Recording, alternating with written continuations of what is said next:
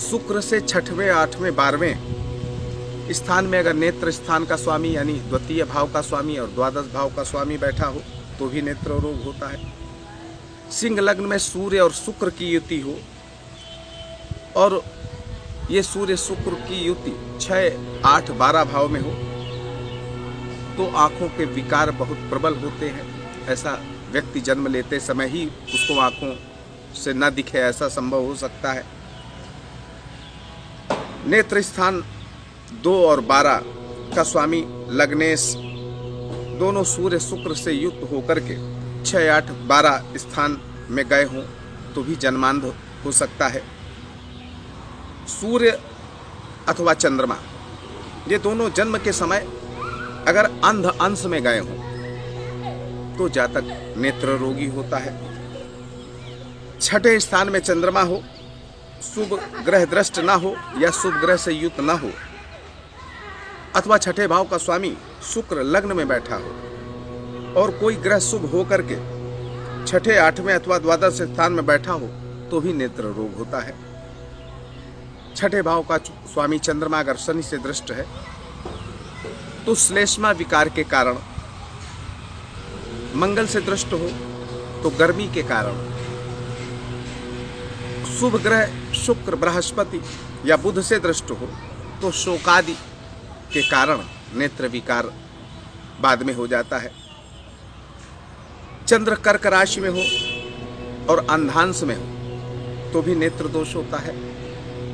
अग्नि तत्वीय राशि सिंह, धनु अथवा मेष में शुक्र या शनि या दोनों बैठे हों तो भी जातक को अंधेपन का दोष हो सकता है। लग्न से 8वें भाव में सूर्य बैठा हो, छठे भाव में चंद्रमा बैठा हो या दूसरे भाव में मंगल बैठा हो, 12वें भाव में शनि बैठा हो तो भी जातक अंधा हो सकता है।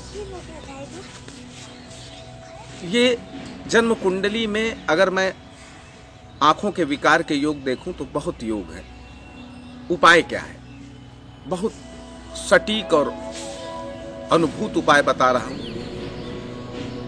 वैदिक विज्ञान में एक चाचुसी विद्या का जिक्र आता है। चाचुसी विद्या जो है ये 3 मिनट का पाठ है, लेकिन विश्वास मानिए इस चाचुसी विद्या का, या इसको नेत्र विद्या भी कहा जाता है, इस विद्या का अगर आप पाठ करते हैं, 3 मिनट का मात्र एक पाठ है। आपने सुना होगा अस्तो मा सद्गमय तमसो मा ज्योतिर्गमय मृत्योरमामृतम गमय। ये उस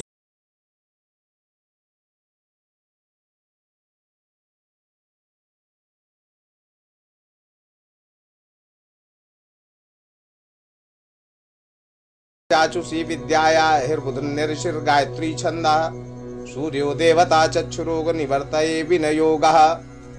ओम चक्षुः चक्षुः चक्षुः तेजः स्थिरो भव मां पाहि पाहि त्वरितं चक्षुरोगान् शमय शमय मम जात रूपं तेजो दर्शय दर्शय यथा अहम अंधो नश्याम तथा कल्पय कल्पय कल्याणं कुरु कुरु यानि मम पूर्वजन्मोपार्जितानि चक्षुः प्रतिरोधक दुष्कृतानि सर्वाणि निर्मूलय निर्मूलय।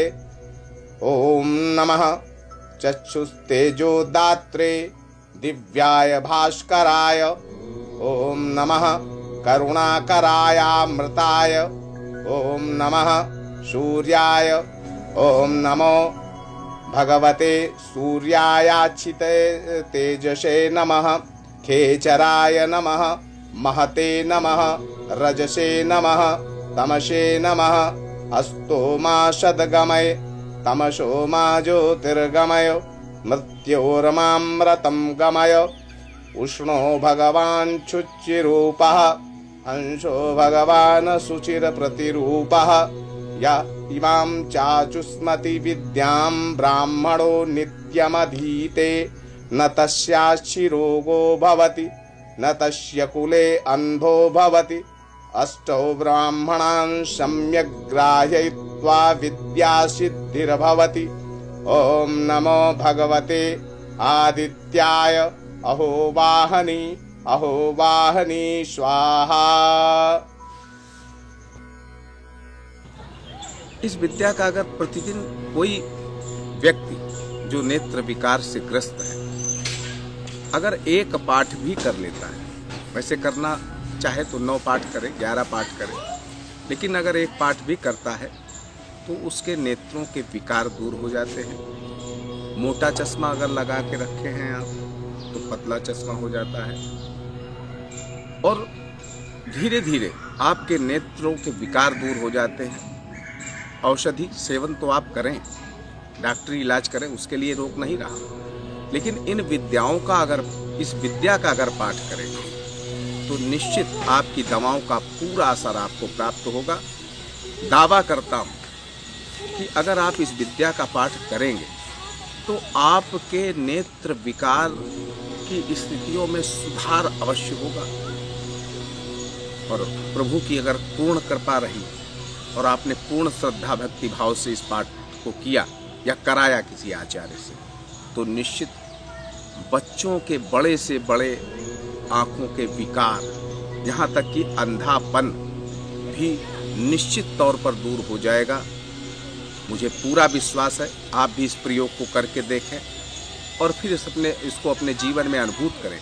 ये कितना इफेक्टिव है, हमारे ऋषि मुनियों ने कितना प्रगाढ़ ज्ञान हमारे लिए हमको समर्पित किया है, उसका उपयोग उठावें और अपने जीवन को स्वस्थ और सुंदर और समर्थ करें।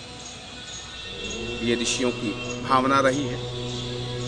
मेरी भी भावना ये है कि माता रानी आप सभी का कल्याण करें, आपके जीवन के दुख दूर हों, आप दिव्य दृष्टि वाले हों, ऐसी मेरी कामना है।